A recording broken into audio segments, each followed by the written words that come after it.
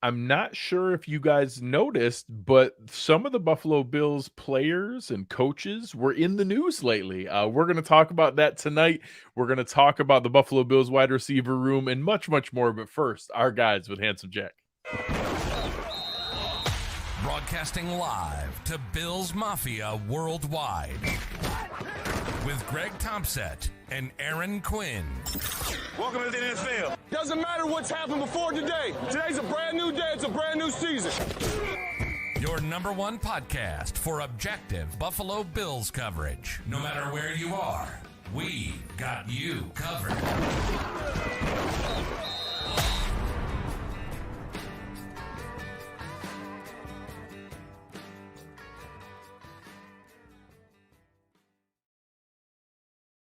Good evening and welcome to the Cover One Buffalo podcast. You are joining your host, Greg Tompsett, along with my partner in crime, Aaron Quinn. Aaron, how concerned are you?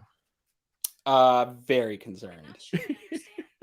Oh, Siri doesn't know. Siri doesn't know what's going on. She did not understand why you were very concerned. I'm not concerned at all. I never was. I don't care. It's June. I just want to talk about position previews, but we're here and we timed it up right. knowing Stefon Diggs was gonna be back with the team, but we did not know what would go on over the last 24 hours before this episode. So here we are with a little bit extra, I think, to talk about this wide receiver room, but good timing on our part to line up the wide receiver room here. Yeah, Rick was commenting on it here. This is genuine. This really was when we were doing the wide receiver show. We actually reordered it. It would have been last week, but with the signing of Leonard Floyd and the Ed Oliver extension, we inserted the defensive line preview last week, which bumped this here. And Aaron literally made the comment. He's like, "Oh, it's going to be perfect. This is the day after the mandatory minicamp. Diggs will be back, and we'll just talk about it and have fun." Little did we know we were going to be walking into what was one of the weirdest and, for the time period, oddly most intense 24-hour news cycles I can remember. Like, for as worked up as people got, to the level of relief the next day of just like kind of dissipating where it was. What's the line out of Anchorman where they get after the fight, they get back in their city, they're like, that really got out of hand. Yeah. Like, I think Brick had a trident. It really got out of hand here. It was wild. There was a lot speculated yesterday. And for all the fans listening, a little peek behind the curtain, Aaron and I have had some as heated as he and I get of debates, and our fantastic producer Chris Kepner was actually prompting us, like, you guys should just hit live. You should let people hear this. as we were debating about who should have said what, how it should have been handled. And it's just weird to be in this position where everything is being dissected to the nth degree, and now to be at the point where, like, yeah, I kind of wish it didn't go that way. Yeah, I kind of wish this had been done. And now, did any of it actually matter? I don't know. It's just so weird. No, it's June. I can't remind people about that enough. This is the time for this type of stuff to happen. I had people being like, this is not the time for this. This should have been. No, this is actually exactly when any type of, whether it's infighting or disagreement or any thing, is now. Get it through before camp. A couple thoughts on this. One, again, it's June. Nothing super important is going on. Sean McDermott canceled the practice yesterday or for tomorrow, just like he's done they don't even do all full 3 practices. Thanks, Diggs. Way to ruin everything and cancel the last practice. Unbelievable. I believe this is like the 4th year in a row he's canceled the last day. Yes, no, this is like part 4 of the other teams today canceled their last day of practice. Yes, and it almost goes to show you like how if anyone's going to cancel practice, you would think Sean McDermott would not be that guy. So it shows you a little bit how not important this period of time is to what they're trying to accomplish.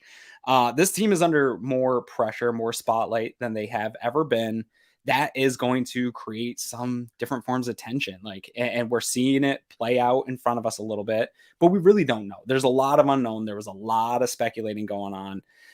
I know that I'll be labeled as a homer for it, but right as it happened, I said it. I didn't predict this. I predicted him to show up day one. So I was wrong in that, but that I thought once this settled, a lot of people would want to delete some of the tweets that they put out in the immediate backlash to this. And I think that I stand right here today in saying like it was probably a big time overreaction to what was really going on. Some things were probably stated like we were talking offline. Some things were probably not necessarily handled in the best way, but it's easy for us to sit here in hindsight and say, oh, I wouldn't have said this. I would have done this. I would have done this differently. These guys are all humans. Yeah. Greg, 2-3 months ago, I sent you that Instagram reel of KG and Paul Pierce of the Boston Celtics joking around, laughing about a confrontation in the alley or not in the alley, but in the hallway, leaving a game from the Spurs where I think Paul Pierce was guarding Manu Ginobili and he was playing hot, and Matt Bonner wasn't that hot, but he ended up having like 20 points or something. Paul Pierce was like, who the heck has Bonner? And KG was like, it's me. And they got him in each other's face and they were fighting and they're laughing about it now, 12, 13 years later or whatever. But in the moment it was tense. And I don't know if people have like, I like to read autobiographies on sports. I like to know about these championship teams. And I think when you really dig into a lot of it, you don't always see it in the media, but it comes out later that there was tension in the background. And there was some of that stuff. The Patriots had it between Belichick and Brady. The Niners between Steve Young and Joe Montana. There was tension. You shared the Peyton Manning, Jeff Saturday clip. Yeah, 2 Hall of Fame players. Yes, absolutely. Tension exists. This is high stakes, high pressure stuff.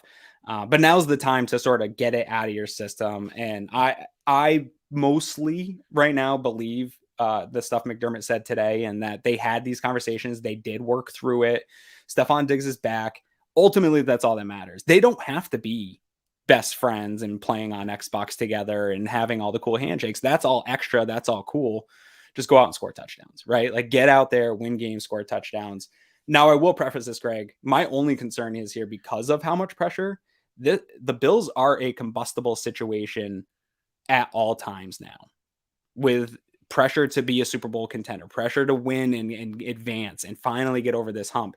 And the more years that go on, the more this pressure is going to boil over. So if things don't go well in the beginning of the season, don't run back into my mentions and being like, oh, I told you there's all this problems. That would be with any team that has pressure that's not living up to it. So many bookmarks. People are bookmarking so many of these tweets. People bookmark weird things too. Yeah. I hate it that we can see now what gets bookmarked because I see it all the time on my tweets. I'm like, oh, I can't wait for someone to bring that one back. Yeah.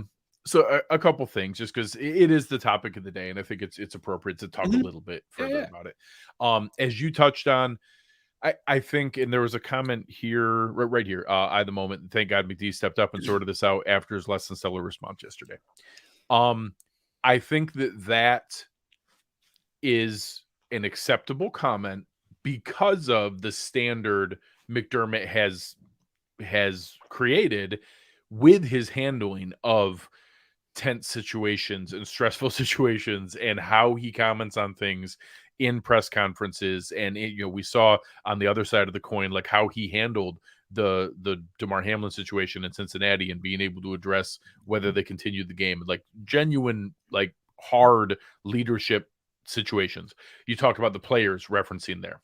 So one of my things, and one of the things that, maybe Aaron and I differ the most on is I was upset that he's so good at giving us cliche non-answers in plenty of press conferences when I actually want an answer. And now in the one where a cliche non-answer would have been kind of helpful, now you need to be fully emotionally honest and transparent. And now you got to, let what is, I think now we've pieced together in hindsight. It seems like they were just having those conversations. He may have very literally walked from the Stefon Diggs conversation to the podium. Like that may have been a pretty direct connection. And if, like you said, we take him at his word today, which I think most of what he said today was accurate. I think there's a little convenient description of some of the things about excused absences and things like that. But if that was the case, then it makes sense that he walked from that he, as a leader, I think you described this well. He said, hey, we're getting a little tense here. Let's just give everybody a break. Why don't you come back tomorrow and we'll go through this here? Why don't we talk his words, it was tonight. Yeah, correct. Why don't we talk after practice? Which kind of sounds like took place last night. And I would assume that multiple people sat around and shared a glass of wine and talked through some of this stuff. So in the moment, now I admit, in hindsight, of course I can say what I wish he had have done, and that he did it immediate and raw off of the emotional conversation. But like I said, when we do hold him to that standard, I do think some of those things were exacerbated. And the fact that his agent had to put out a comment saying that they were seeking clarity on the coach's statements and that there was a misunderstanding, that those things were avoidable. So I think it's okay to comment on, I think McDermott could have done a better job yesterday. Because I made those comments yesterday and was frustrated yesterday, I shared today, I appreciated his candor, his transparency, how he described the things today, and that some of it, even though I'll say it pretty plainly, I don't believe him that it was a fully excused thing, and that I think some of that's convenient in how they described it today, but it doesn't matter. Some of being a leader is taking that on and just kind of eating it yourself and saying that, yep, I excused him. I didn't, we could have described things better yesterday. Everything was understood. He was here when he was supposed to. He took his physical when he was supposed to. He was here, and by my choice, we took a break. And that he was then back here today. Everything is expected. Part of that was him being a leader and taking that on himself, and that I can respect that as well. That if he's going to make something look bad here, he's going to take it because, right, wrong, or indifferent, this also displayed that I love Stefon Diggs. He's worth every bit of this, but he's also a narcissist who loves attention and, knows he has the leverage where he can't be traded, and wanted to make his feelings known on several topics and chose today. He could have come back earlier. He could have done it in the offseason. He chose to do it the last 2 days. And I think it's okay for people to have some level of frustration with both of those people and some others maybe. And that I think you called out the right people who went overboard with that. But I think some of the folks who were frustrated with how McDermott spoke and frustrated with Diggs' choice and timing of voicing some of these frustrations, I think both of those are valid and we're okay to be frustrated with. I think there's a lot of assumptions. I'm not going to speculate on any of them. I think it's a hard situation. There's multiple people involved here. Josh Allen is also part of this. He is. Right? And we don't want to have that conversation in this. And he went up and faced the media, and I think he did a fine job with that. We don't know what the conversation Diggs was having was. What we do know is Diggs, the rap that he has gotten because of this and over the last 24 hours, some of it stems from previous preconceived things that we have heard about him, right? The time in Minnesota, and I think people applied that, which fair or not, whatever you want to do. He didn't go to the media with this. He didn't make a big stink throughout the offseason with this. He could have just not shown up. He showed up for his fit. He did everything he was supposed to. I don't know if he was intending to show up in practice. I think everything that I had heard behind the scenes was that there was the intent. Whatever conversation happened changed that, but he was intending to show up and have this practice. So maybe he's a narcissist. Maybe there's some of that. I don't know what that conversation was, where it went.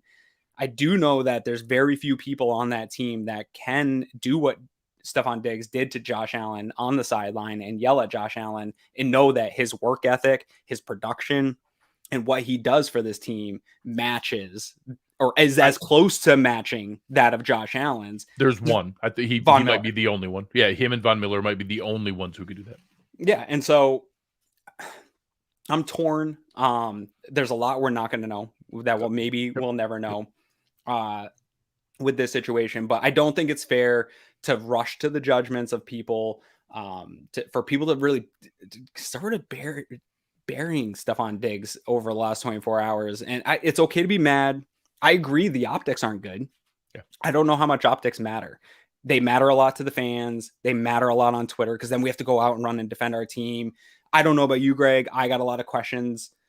To my phone was blowing up from fans from, what's going on with Diggs? What's going on with that? And so like we're getting all weird people in my life asking what's going on. Like people that I didn't even know cared about football asking me what's going on with Diggs. Yeah. And I just, let's wait this out. Let's see what's going on. I'm not sure. And I think that letting that play out works. To the McDermott thing, my pushback to you on I agree.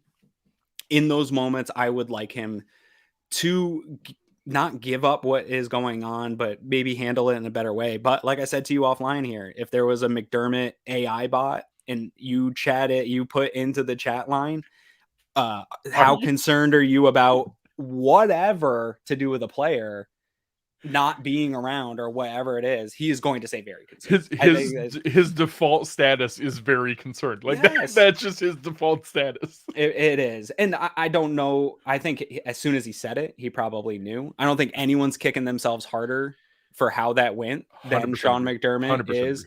The social media team sort of doubled down by also putting it out there. And I think some people ran with that too, that, oh, the teams put it out there. So now it's for real a story. They're trying to make a point. I think those two things are totally disjointed and disconnected.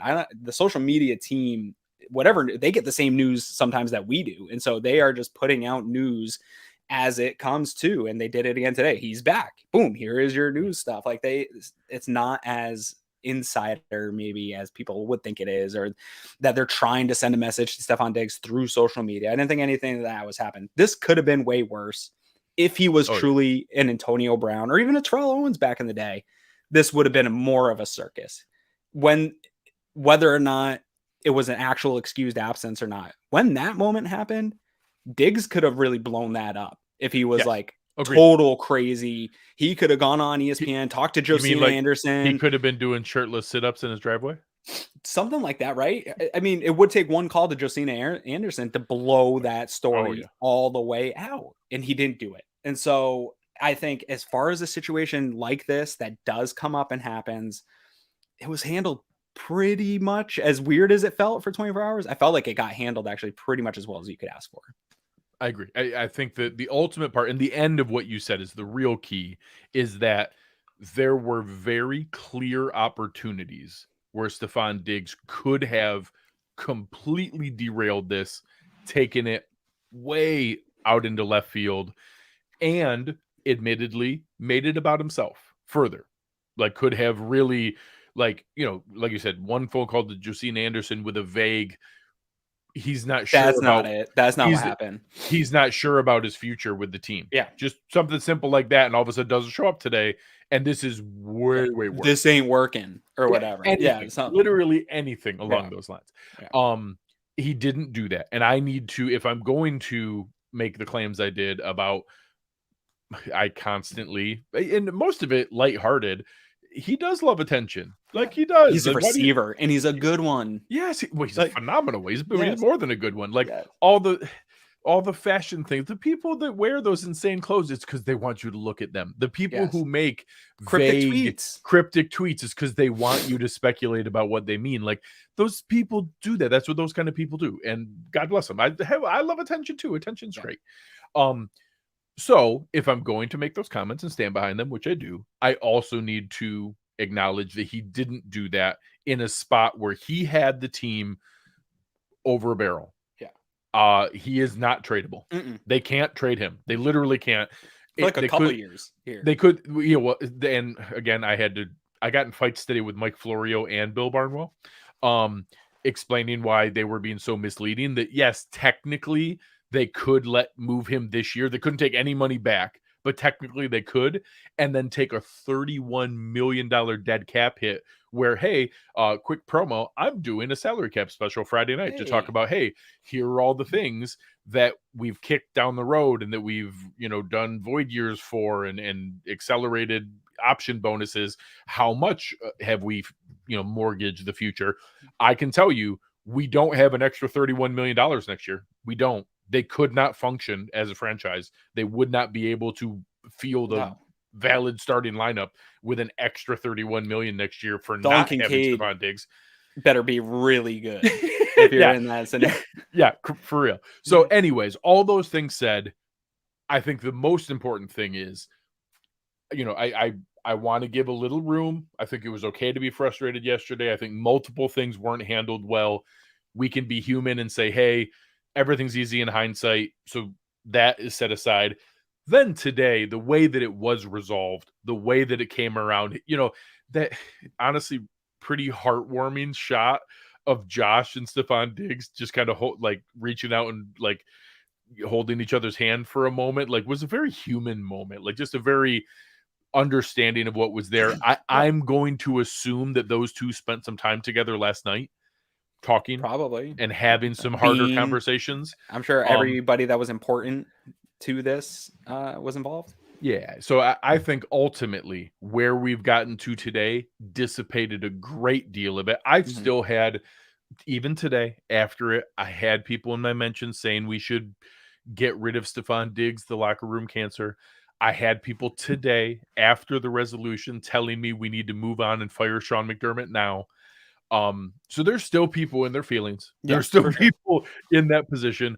I would welcome those people back into reality. But ultimately, I think that we survived a weirdly ugly 24 hours and now are in a perfectly fine spot, and we're going to be able to move on and now talk about receivers. Yeah, and even if there is some level of lingering whatever that needs to be resolved, I think sometimes we judge these folks. These guys are all like young, mostly 20-somethings who are dealing. We act like tension is always a bad thing. Yeah. Sometimes it can be motivating. Sometimes it can. The tension can definitely drive people. I think Sean McDermott really talked about it really well too. Where this all derives from, all of this, is everybody's obsession with trying to win. Like, we think of as fans, like how much we want them to win and we want to will them success. They want it so much more than we want them to win, right? Like, I see it on Instagram, the way they work, the amount of hours that they put into their craft. And I follow a lot of these guys. I don't think anyone I've ever seen does it more than Stefon Diggs. And so for him to come out and say, like, I think he's one of those few guys that has the footing of like, ain't nobody in here working harder than me on this to want to win. So we got to get this right. That's been his messaging this whole time. In February, when he did talk to the media, he was frustrated with the offense. He talked about that the offense wasn't itself in those last whatever weeks. That's okay for him to say that. But then it all came back to, he wants to win here. And that is all that he wants. And he just feels like he's hitting his head against the wall because the results aren't matching. And fans, and especially the fans that are being the meanest and the worst, also, that's all they want. And that's all they claim to care about. But yet they get mad at the people when they are frustrated also about this. And Greg, you and I are really good friends. We've built a really good friendship over the last, however many, 5 years. We still get annoyed with each other at times. We disagree with each other at times, and we don't have any pressure. There's zero amount of pressure on us or any situations where anyone has any real expectations of us. I can't imagine if I had to put myself in these guys' shoes, how I would react and how the world would view those optics. And I think sometimes we have to take that step back and realize there's a lot of big different types of personalities and what they are going through and what they're putting into this. And I don't know, to think that I would react in any better of a way than any of this, or wouldn't have tension with some people. Dude, I've had many jobs, and I've never had a job where I didn't like somebody, or I didn't argue with a boss, or didn't have some drama in our work and play. My wife comes home all the time talking about stuff from work. Like, right? Like, everybody that goes to their own jobs and has their own life, we all have this stuff, but then we watch sports and have this stuff, and we don't expect it to exist in our sports and in the things that we like. And it's just kind of a weird disconnect from reality. And I don't know, they're all humans too. Yeah. So I think that is, are they going to do anything? Are they going to produce now? I think that's a perfect segue. So assuming that we are now forced to trade Stefon Diggs, who do you think is going to lead them in targets? It's not good. If they had to get rid of Stefon Diggs, or if he decided he doesn't want to show up and play anymore, right? Like, the drop off is crazy without Stefon Diggs in this mix. And so that's why I put him on the graphic, regardless of the drama. The wide receiver conversation is the Stefon Diggs conversation, right? Yeah. So I'll give a quick shout out to our guy, Greg Vorse, has done some awesome written content for us over at cover1.net. He's doing a series, and he asked multiple of us within the Cover One group to rank your top 10 most important Buffalo Bills besides Josh Allen. And my number one pick, the number one most important player besides Josh Allen, was Stefon Diggs. He was my number one choice.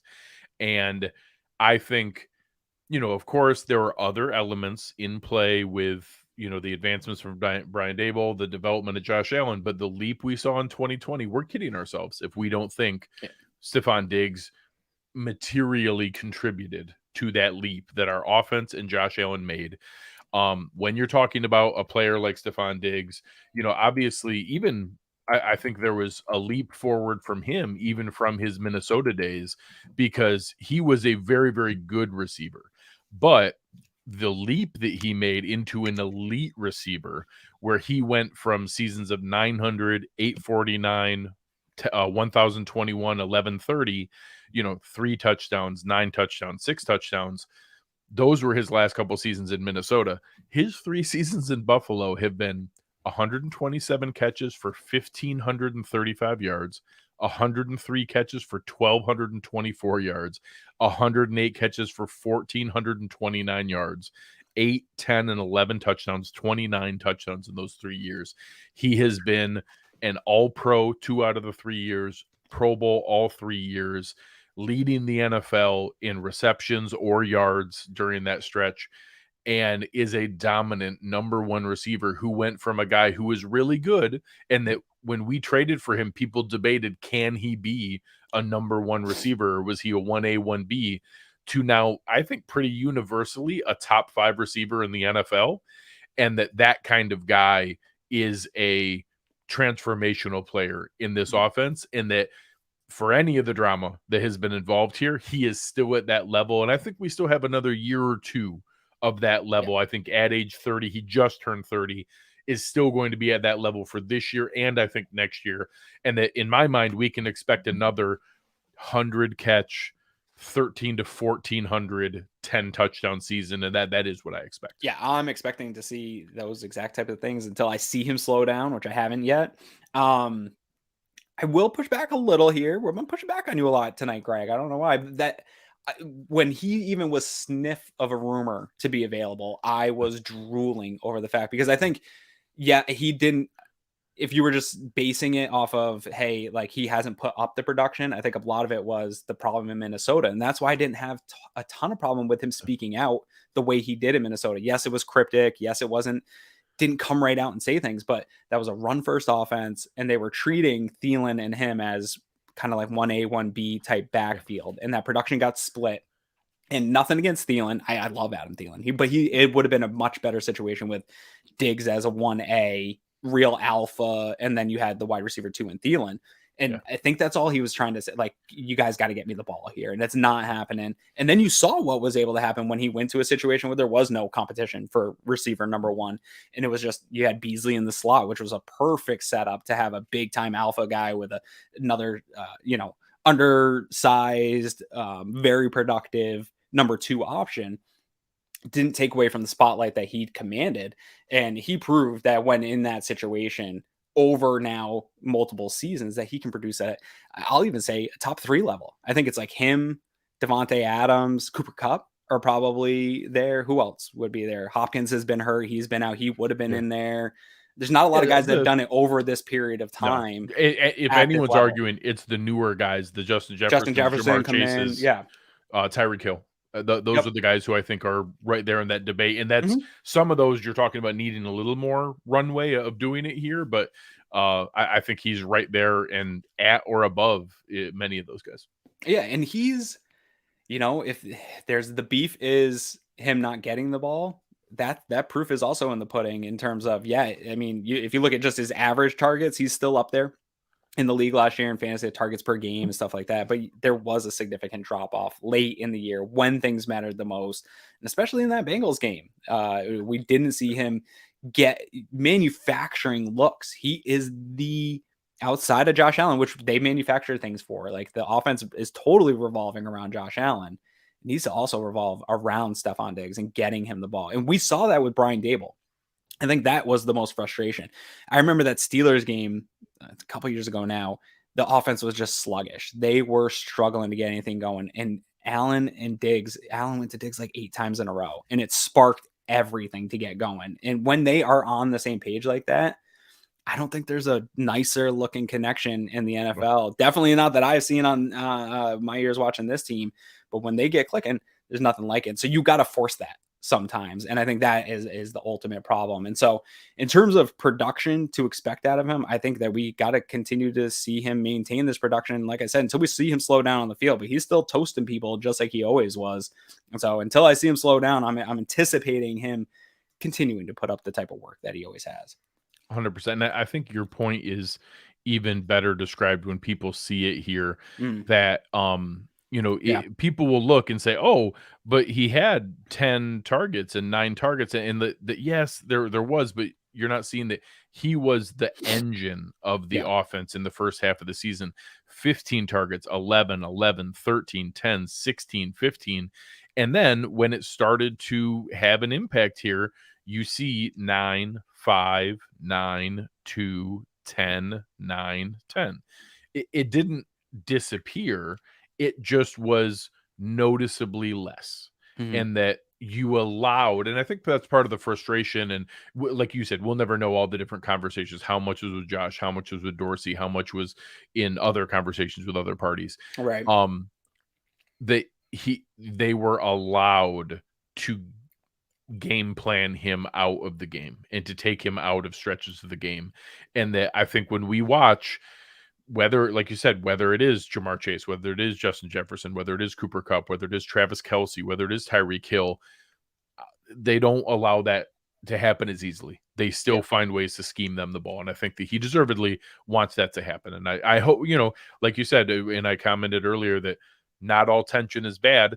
Maybe one of the outcomes here is that we can help drive a bit more of that to be part of that conversation.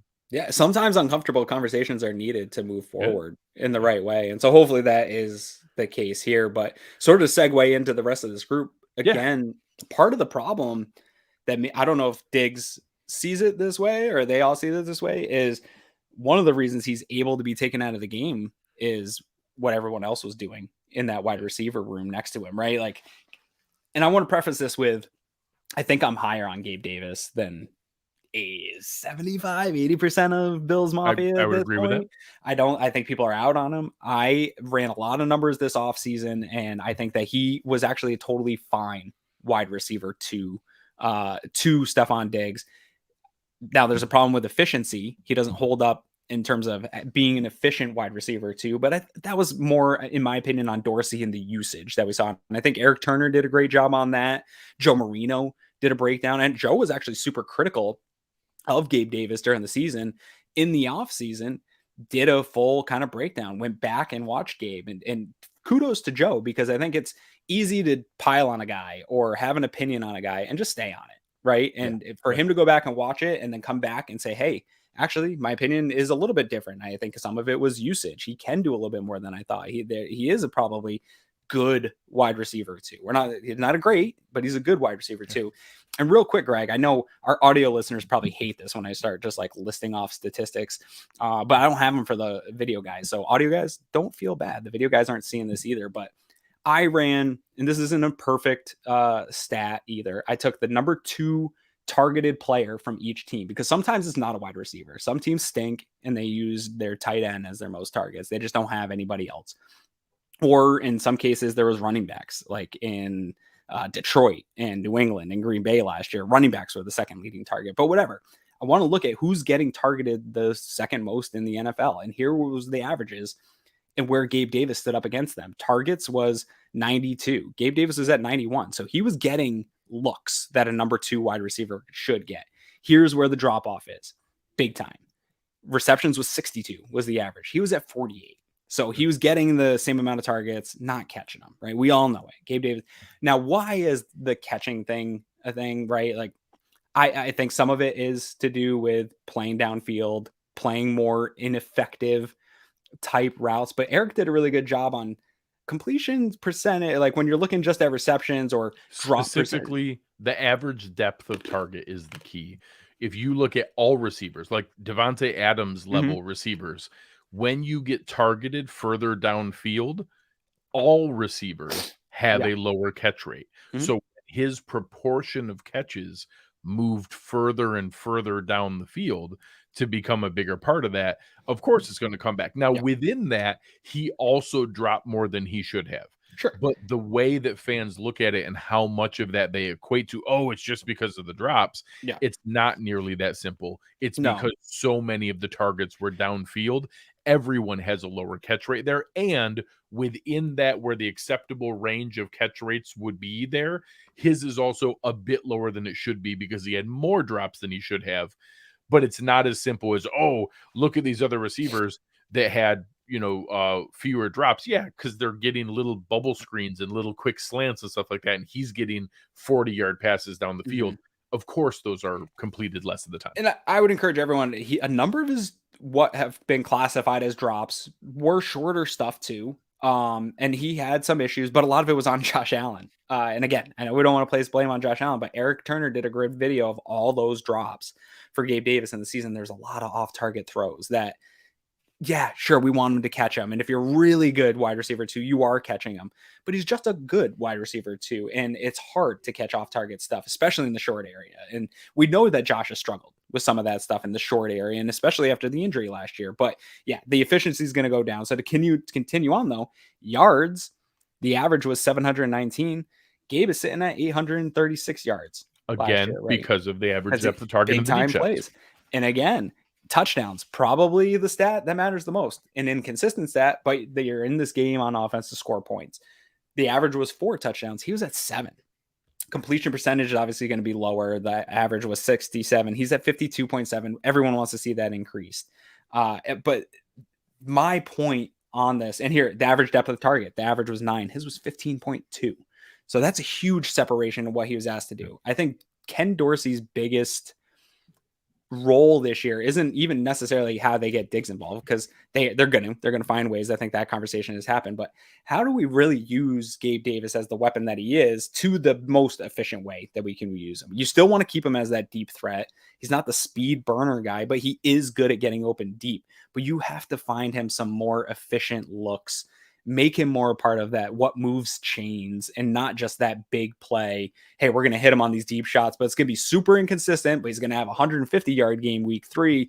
And then you're not going to hear from him for a couple of weeks. It needs to be more consistent part of the offense and getting somebody involved. And that's really been the story about whether people wanted to bring in DeAndre Hopkins or whoever they wanted to bring in this offseason, drafting a wide receiver. I don't think they didn't have the guys. I thought all along they've had the right guys that they needed, and now they've added to that. My problem has been, can Ken Dorsey use all these guys in the best ways possible to get the most efficient offense? Because the metrics line up. If you go show this offense against every offense in the league, it looks fantastic. They're number 1, 2, 3, or whatever. But I think all of us know, and I hate to use the word feel when we're talking about football, but it didn't feel as easy as it was at times under Brian Day. It felt more laboring at times to move the ball down the field and score. And I would like to see that ease up a little bit.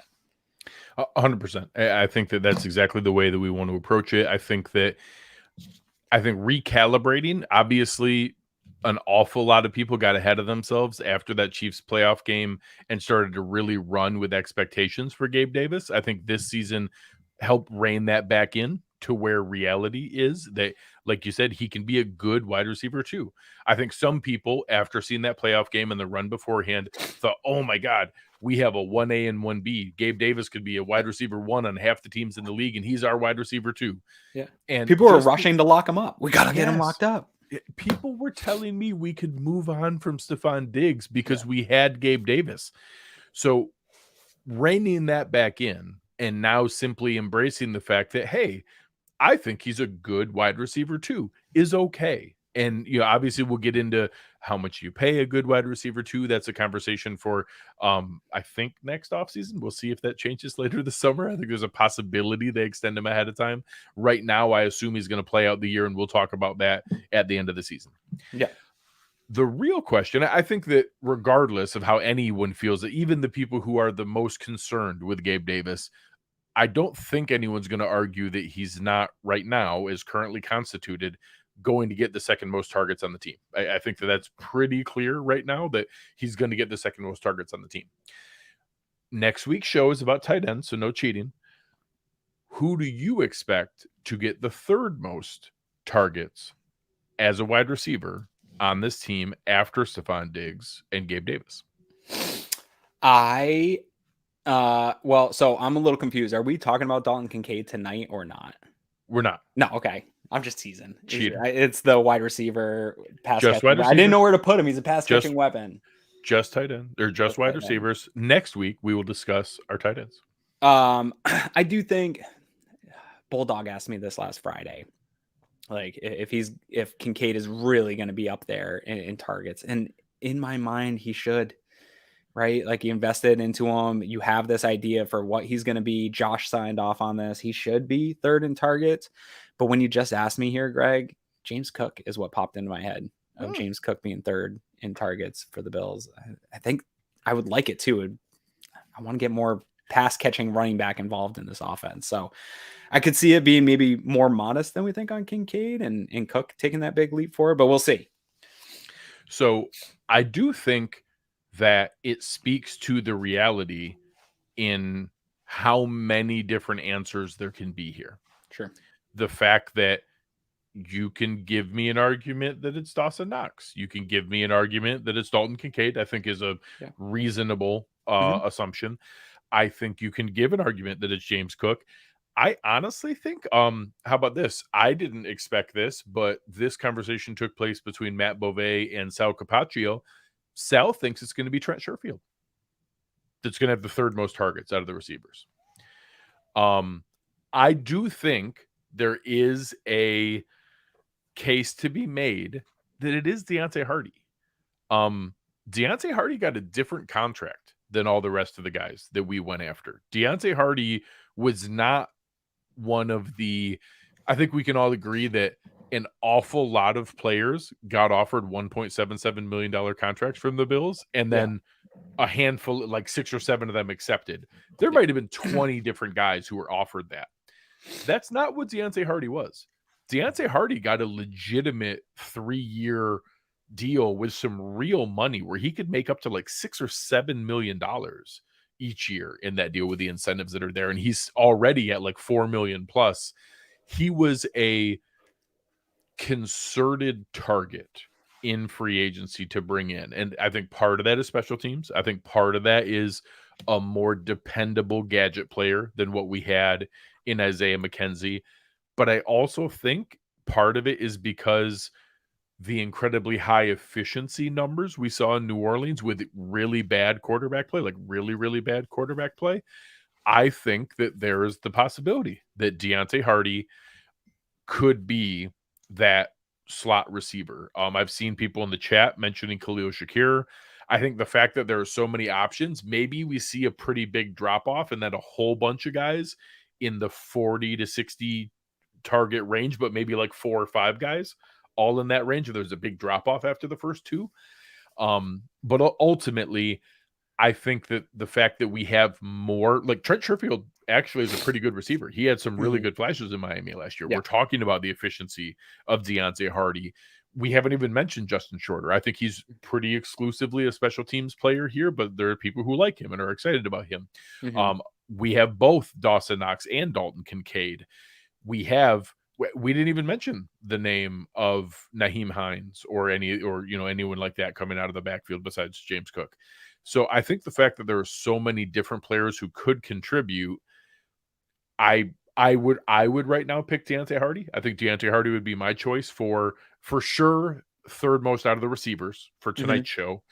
And I think an outside chance at third most on the team. Right now, I think either your choice of James Cook or Dalton Kincaid, or I guess maybe Dawson Knox if he holds on to that job. But I think it would be between Kincaid and Cook for third most targets. But I think that there's a case to be made that Deonte Harty is either just behind them or could beat them out for the third most targets if everybody is in that 50 range instead of somebody getting up to 65 or 70 as a third guy. Yeah, I don't hate it. I know Eric's big on him. Eric loves the fit. Again, it comes back to cool. You got this cool weapon.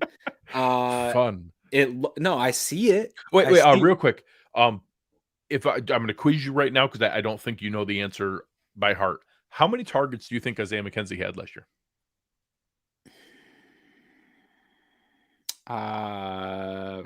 30, 40, 65. Damn. I would have said the exact same thing you did. I would have said like 38. When I saw that drove my answer because I would not even that with no other caveats, including tight ends, including running backs. Isaiah McKenzie had the third most targets on the team last year. He also missed 2 games.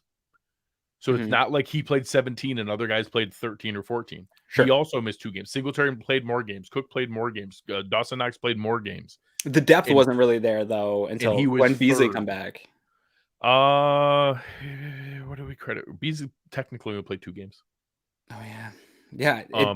I think it's hard. So with Harty, I see it. I'm excited. So if he just directly replaced McKenzie, he would technically slot in right now, already as third. Right. I'm anticipating more usage out of the backfield. I'm anticipating more targets going to tight ends. I'm anticipating a role for Nyheim Hines. I hope, right? He only had 9 targets last year. I mean, granted, that was in only 9 games with us, but whatever. Sure. I expect more this year. Yeah. This is going to be the constant running theme is like, cool, you got this weapon. It's fast. It's awesome. We can do cool things with it that maybe Isaiah McKenzie couldn't consistently do, but can Dorsey do this? Like, can he get them schemed out? Can he use this type of weapon to its full extent and make him into that slot receiver that this team really needs? Whether it's Kincaid or Harty, I don't care. I just need somebody in the middle of the field being that weapon for Josh Allen. The best case scenario is both these guys are competing for that third target and you're really working the middle of that field because this offense needs it. But right now I am really kind of waiting to see how training camp is and where I can get a look on how Hardy's going to look in this offense. Because we were pretty sure last year going into camp, like this is going to be Jameson Crowder's job. Isaiah McKenzie's and McKenzie looked good in camp. And we're like, okay, like maybe this could be the breakout year for McKenzie. Maybe he's finally putting it together. It could be a slot receiver, and it didn't quite happen. Hardy has actually put in the production. So you have seen it. And like you spoke to the efficiency, it's there. It hasn't been consistent. That could be a product of New Orleans is kind of a junk show right now. It's a little bit of a tire fire. And so it's hard. So how consistent can he be as a regular receiver in an offense? That's something I'm going to find out probably this summer. So I'm cautiously optimistic that you could be right and he will be that third receiver and getting those third targets. And I think that'd be a huge win for the Bills. First, obviously, I'm going to be right. The way that you want to look at the potential of the things that are there, you go back to that 2021 season for New Orleans. That was the high efficiency, super high use where like the yards per touch and the yards per target was where Deonte Harty was like third in the NFL, and the other 5 guys are like AJ Brown and Devontae Adams and Tyreek Hill, and like his actual impact when he was out there was incredibly high. And I don't know that that's going to translate, but even when I mentioned the 65 targets for McKenzie, I didn't also mention 9 carries, and those 9 carries, like 7 of those were the little pop passes that like ended up being a handoff that could have been a target. So he had 74 attempted touches, like not touches because it was that he actually only caught 48 of the 65, but attempted touches. So if that is even close with Deonte Harty, that's a way bigger piece of the offense than I think most people assume. When you then look at some of the other pieces with this Bills offense, where would Trent Sherfield slot in? Well, last year, you're looking at guys like Khalil Shakir was technically the 4th receiver. He had 20 targets. Jamison Crowder had 13. He was only out there a little bit. So that 13 would technically probably go into that slot bucket. The same idea. You want to win a bar bet with somebody. I think we remember Cole Beasley a lot more involved. He had 2 targets with the team last year total. Isaiah Hodgins was 6. Jake Kumaro was 7. So we haven't really involved a 4th receiver all that much. So I know Trent Sherfield has a ton of special teams value as a gunner, as a personal protector, and then also had a nice season last year with Miami as a receiver. So I'm curious, is that just a bonus, or do we consolidate some of those together and maybe that 4th receiver gets 35 instead of 20? If that's the case, I'll ask this one, and this, for some fans, you can plug your ears right now. Does that mean Khalil Shakir is a healthy scratch some games next year? Maybe. And I don't think that means anything about his draft status or anything like that. That's just the He's a run. fifth-round pick. It's the run of the business. Yeah. Or that I don't think it even means that the team's given up on him or that his No. development stalled. They just brought in a lot of talent. They brought in a lot of talent. And drafted a second tight end to play more. Yeah, I think he'll get opportunities. I don't think it's as clear cut that Sherfield's going to take over. I absolutely could role. see Shakir getting more targets than Sherfield as well. I'd say it's a coin toss right now. If you had to ask me which one will get more targets, I think I would pick Sherfield, but I would not be shocked if Shakir got more targets than him. Yeah, and I think this is, again, will be something that plays out throughout the summer here, and it will be a battle, and I think it's going to be a good battle. I think both these wide receivers are good. They offer some different things. I loved what we saw from Khalil Shakir and his ability to go get the ball in that slot position, and even if it's not a great throw, Josh Allen threw some not great throws to him. He went and got it, and he has ability that we've been looking for the Bills in run after catch ability. He doesn't look like a super athletic guy, but every time he gets the ball, he's turning and he's upfield. So I would love to see him develop and continue to develop and get more targets. I'm not attached to him like some people are. And that if it is Sherfield, fantastic. Some people are adamant that he's this hidden superstar. It's great. It's a little weird. I don't think that's the case. I think that there's a chance that he can be a starting receiver in the NFL. Productive. And maybe he could even get into the high end of maybe he could be an Emmanuel Sanders type someday. I think that's like the range that's possible. Also, you talked about it. The hard part for fans is the best thing that he was the thing that he was the best at was the most obvious thing to see. And it was his ability to get open and catch the ball. Unfortunately, the things he struggled the most with were the least obvious for fans. He wasn't great at consistently running routes. He was actually really poor at spacing his routes. He ran his routes into other receivers on the team all the time. It drove me crazy. He was a terrible blocker. He actually got a couple of our run plays blown up a couple of times because he just whiffed on his guy. So unfortunately, the reason he didn't get as many reps is because a receiver's job isn't only to catch the ball. Like sometimes your job is to run the right route to open it up for Diggs or to open it up for Davis or to open up for somebody else. And he did that poorly. Sometimes your job is to be able to block because you need to.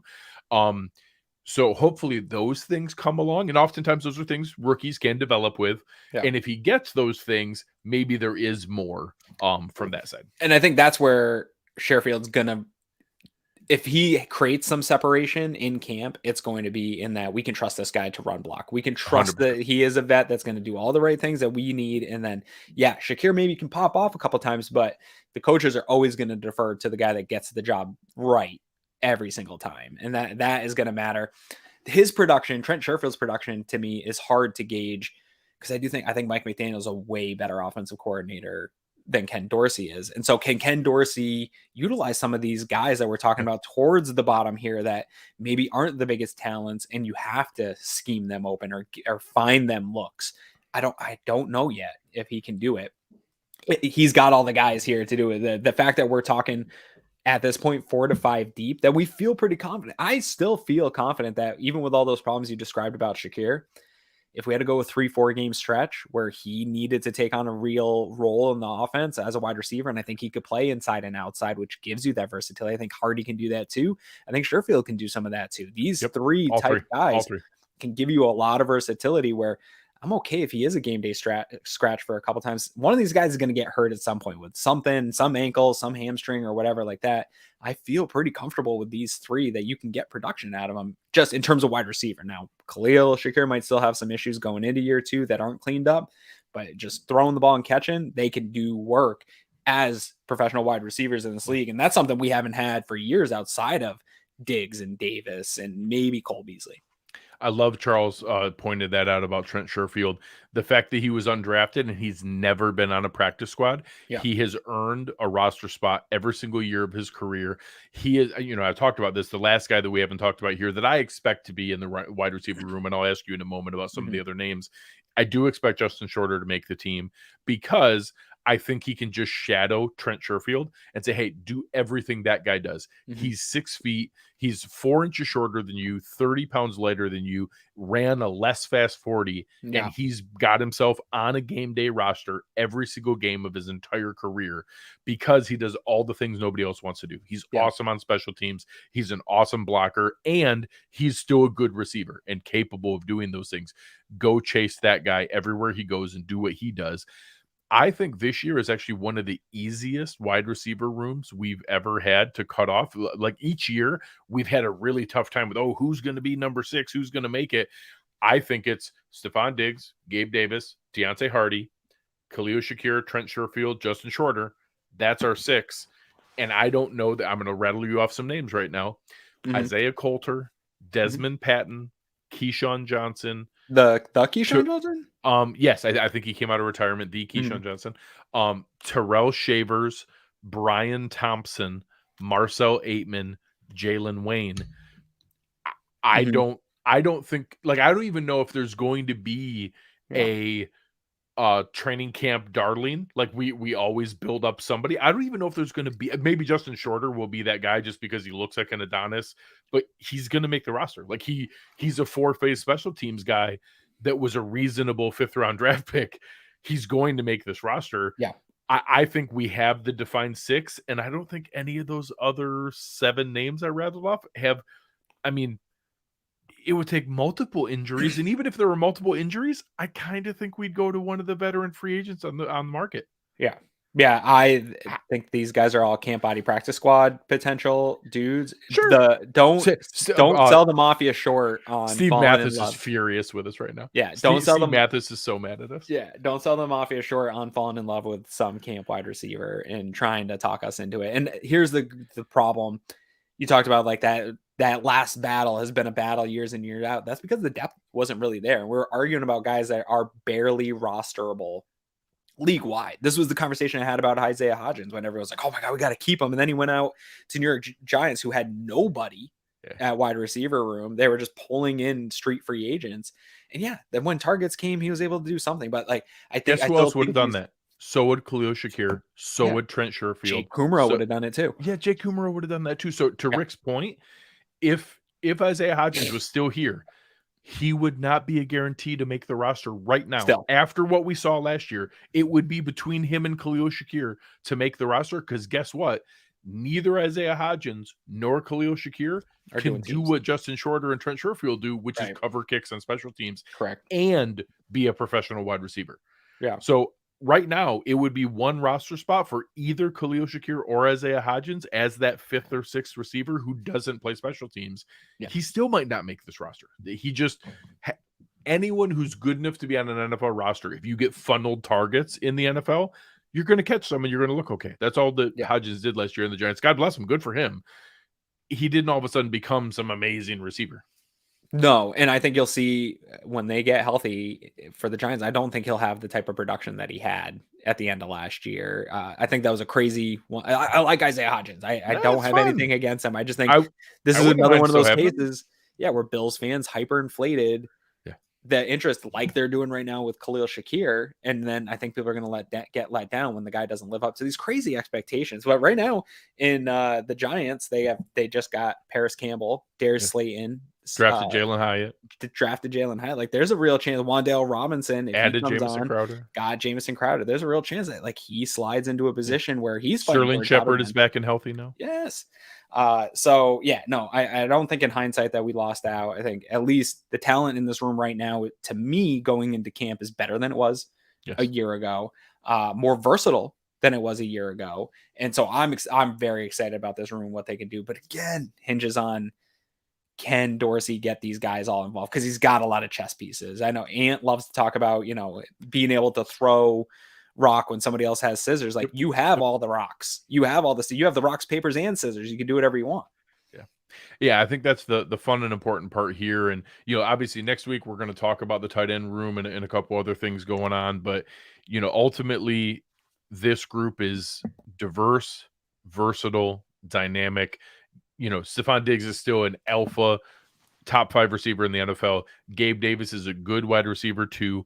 we now have versatility in that third spot with Deonte Harty, Trent Sherfield, and Khalil Shakir. And then we have a big rocked up special teams project in Justin Shorter, which you want to know what?